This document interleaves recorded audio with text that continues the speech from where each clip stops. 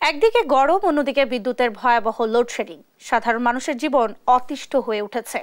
আরো জানাতে ভোলা থেকে যুক্ত হচ্ছেন সহকর্মী ছোটন সাহা। ছোটন, লোডশেডিং রোধে প্রশাসন কোনো ব্যবস্থা নিয়েছে কিনা, বিস্তারিত কি তথ্য আছে আপনার কাছে জানাবেন। ধন্যবাদ ন্যান্সি। যে অবস্থা উপকূলীয় জেলা ভোলায় বিরাজ করছে সেটি হচ্ছে গত এক সপ্তাহ ধরে কিন্তু প্রচন্ড তাপদাহ বিরাজ করছে এবং গত কয়েকদিন ধরে তাপমাত্রা ছিল 37 ডিগ্রি, কখনো বা 38 ডিগ্রি তাপমাত্রা কিন্তু ছিল। এবং আজকে সকাল নাগাদ আমরা আবহাওয়া অধিদপ্তরে কথা বলেছি। আবহাওয়া অধিদপ্তর থেকে যেমনটি বলা হয়েছে, আজকে সকাল 11টায় তাপমাত্রা ছিল 32 ডিগ্রি সেলসিয়াস এবং বেলা বাড়ার সাথে সাথে এই তাপমাত্রা কিন্তু আরও বেড়ে যাবে, এমনটি কিন্তু আমাদেরকে বলছিল। তো আমরা বিদ্যুতের যে লোডশেডিং এর বিষয়ে যদি জানাতে চাই, যে আসলে গত জানুয়ারি মাসের প্রথম সপ্তাহ থেকে কিন্তু বলার যে একমাত্র যে 34.5 মেগাওয়াট ক্ষমতা সম্পন্ন যে বিদ্যুৎ রেন্টাল প্লান্ট রয়েছে সেটি কিন্তু যান্ত্রিক ত্রুটির কারণে বিকল হয়ে গেছে এবং যে কারণে বিদ্যুৎ সরবরাহে অনেকটা বিঘ্ন ঘটছে। দৈনিক যে পরিমাণ বিদ্যুৎ আসলে দরকার, ভোলায় যে বিদ্যুতের চাহিদা রয়েছে দৈনিক 22 মেগাওয়াট, সেখানে কিন্তু বিদ্যুৎ সরবরাহ ভোলাতে যে বিদ্যুতের যে চাহিদা সেটি রয়েছে প্রায় 30 মেগাওয়াট, কিন্তু সেখানে সরবরাহ হচ্ছে 22 মেগাওয়াট, যে কারণে লোডশেড হচ্ছে এবং দৈনিক গড়ে যে বিদ্যুতের লোডশেডিং সে কারণে কিন্তু ব্যবসায়ী যারা রয়েছেন তারা অনেকটা অতিষ্ঠ এবং যারা গ্রাহক রয়েছেন তারাও অতিষ্ঠ। এই গরমের মধ্যে একদিকে গরম, অন্যদিকে যে তীব্র তাপদাহ, এর কারণে কিন্তু বলা যায় যে সবাই অতিষ্ঠ। আমরা একজন ব্যবসায়ীর সাথে কথা বলবো এবং তার কাছে জানতে চাইবো বিদ্যুতের লোডশেডিং এর কারণে আপনাদের কি অসুবিধা হচ্ছে। আমারও অসুবিধা হইতেছে, আমরা বিদ্যুৎ ঠিক মতো পাইতে আসি না। দৈনিক 2-3 ঘন্টা বিদ্যুৎ পাই, তাতে আমার ব্যবসা বাণিজ্য বন্ধ করায় আমরা ব্যবসা বাণিজ্য ঠিক মতো করতে পারতেছি না। ধন্যবাদ। যেমনটি শুনছিলেন যে আসলে ব্যবসায়ীরাও বলছিল তাদের যে বিদ্যুতের লোডশেডিং এর কারণে তাদের যে অসুবিধা সৃষ্টি হচ্ছে। তো আমরা বিদ্যুৎ বিভাগে কথা বলেছি এই বিষয়টি সম্পর্কে।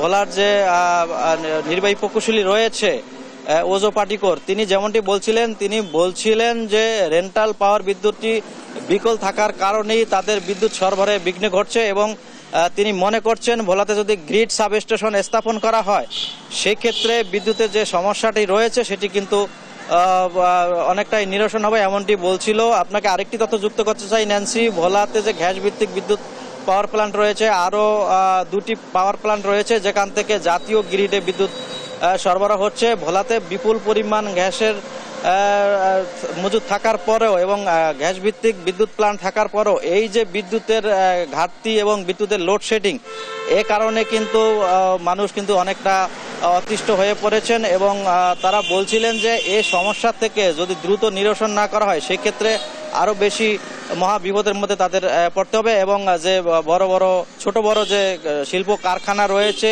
সে সমস্ত শিল্প কারখানার কিন্তু উৎপাদন মারাত্মকভাবে ব্যাহত হবে। তো এ ছিল আমার কাছে প্রচণ্ড গরম এবং বিদ্যুতের লোডশেডিং নিয়ে সর্বশেষ তথ্য। ফিরে যাচ্ছি স্টুডিওতে ন্যান্সির কাছে। ন্যান্সি, বগুড়ায় তীব্র গরমে নাজেহাল সাধারণ মানুষ। এছাড়া মশার উপদ্রব ভোগান্তি বাড়িয়েছে আরো দ্বিগুণ। এ বিষয়ে আরো জানাতে বগুড়া থেকে সরাসরি যুক্ত হচ্ছেন সহকর্মী সঞ্জু রায়।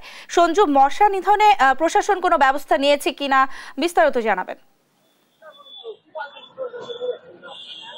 ন্যান্সি, বগুড়াতে কিন্তু গত কয়েকদিন হলে যে মাঝারি তাপপ্রবাহ চলছে তাতে কিন্তু গরমে নাজেহাল হয়ে উঠেছে সাধারণ মানুষ এবং সবচেয়ে বেশি ভোগান্তিতে পড়েছে খেটে খাওয়া মানুষগুলো। একটু স্বস্তির আশায় তারা কিন্তু যেখানে ছায়া পাচ্ছে সেখানেই কিন্তু ভিড় করছে। গত কয়েকদিন যে গরম পড়েছে এই গরমে আসলে 5 মিনিটের জন্যও এই রোদের নিচে দাঁড়িয়ে থাকা কিন্তু সাধারণ মানুষের জন্য হিট স্ট্রোকের কারণ হয়ে দাঁড়াতে পারে। গতকালকে বগুড়ায় তাপমাত্রা ছিল প্রায় 38.5 ডিগ্রি সেলসিয়াস, যা কিন্তু ছিল এই মৌসুমের সর্বোচ্চ। তবে তাপমাত্রা 38.5 ডিগ্রি থাকলেও অনুভব কিন্তু হয় আরো কয়েক ডিগ্রি বেশি এবং বাতাসের আর্দ্রতা এতটাই বেশি যে 5টা মিনিট যদি কেউ এই বাইরে দাঁড়িয়ে থাকে ঘেমে কিন্তু একদম ভেয়ে ওঠে। আপনি যদি একটু দেখেন যে এই সাতমাথা এলাকায় রিক্সা চালকেরা কিন্তু তারা একটি ভাড়া তারা কিন্তু শেষ করে এসে তাদেরকে আবার রেস্ট দিতে নিতে হচ্ছে, তাদেরকে কিন্তু অপেক্ষা করতে হচ্ছে কিছুটা স্বস্তির প্রত্যাশায়। এবং অস্বাস্থ্যকর সহ নানা রকম অভিযোগ থাকলেও সাধারণ মানুষের কিন্তু সাময়িক যে তৃষ্ণা মেটানোর জন্য তারা কিন্তু অনেকেই ভিড় করছে শরবতের দোকানগুলোতে, এবং ব্যস্ততা বেড়েছে আখের রস যেগুলো দোকান আছে সেগুলো। তো আমরা একটু দু একজন সাধারণ মানুষের সাথে কথা বলবো যে তীব্র এই গরমে তাদের জনজীবনে কি প্রভাব পড়ছে। আসলে গত কয়েকটা দিন হলো বগুড়াতে এত পরিমাণে তাপদাহ, যেটা আসলে আমাদের মতো সাধারণ মানুষ যারা আছে, খেটে খাওয়া মানুষ যারা আছে, তাদের কাছে এটা আসলে অসহনীয়। আর বিদ্যুতের লুকোচুরি তো আছে এখানে, যেটা আমরা সবসময় পাচ্ছি না, আর একবার গেলে তো আসার তো কোনো নাম থাকে না। আর সন্ধ্যার পর তো আরো অত্যাচার বেশি শুরু হয়ে যায়। রাতে সারাদিন খেটে খেয়ে মানুষ যখন স্বস্তির যে সময়টা পায় রাতে বাসায় গিয়ে, সেই সময়টাও তো বিদ্যুতের লুকোচুরি। আর পাশাপাশি তো মশার যন্ত্রণা আছেই। ঠিক আছে, আসলে আমরা শান্তিতে নাই। ন্যান্সি, আসলে একজন সাধারণ মানুষ বলছিল বাস্তব চিত্র কিন্তু এটি যে বগুড়াতে যেটি হয়েছে, দিনে গরম এবং রাতে মশা, এই দুর্দশাকে কিন্তু সঙ্গী করে এখন সাধারণ মানুষকে দিন পার করতে হচ্ছে। আবার গতকালকে বগুড়া পৌরসভার পৌর নির্বাহী কর্মকর্তা শাহজাহান আলী রিপনের সাথে কথা হয়েছে। তিনি যেটি জানিয়েছে, এই মৌসুমে 2023-24 অর্থ বছরে মশক নিধনের জন্য প্রায় 20 লক্ষ টাকা বরাদ্দ ছিল এই বগুড়া পৌরসভায়। এখন পর্যন্ত খরচ হয়েছে 19,26,000। অথচ এই মশার উপদ্রব 1% কমেছে কিনা এটা কিন্তু সাধারণ মানুষ শুধু তাদের ক্ষোভ ঝেড়েছে।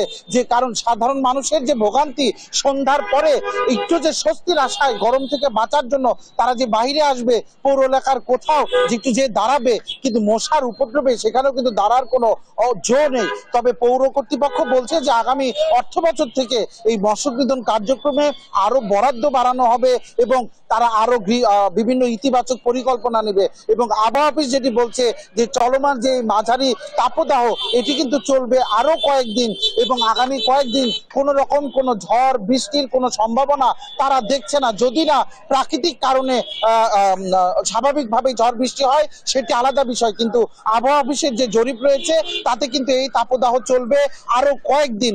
ন্যান্সি, বগুড়া শহরের সাতমাথা থেকে গরম এবং মশার উপদ্রবের সার্বিক পরিস্থিতি নিয়ে আমার কাছে এটি ছিল সর্বশেষ। সঞ্জু, আপনাকে ধন্যবাদ। দর্শক, বগুড়া থেকে আমাদের সঙ্গে যুক্ত ছিলেন সহকর্মী সঞ্জু রায়।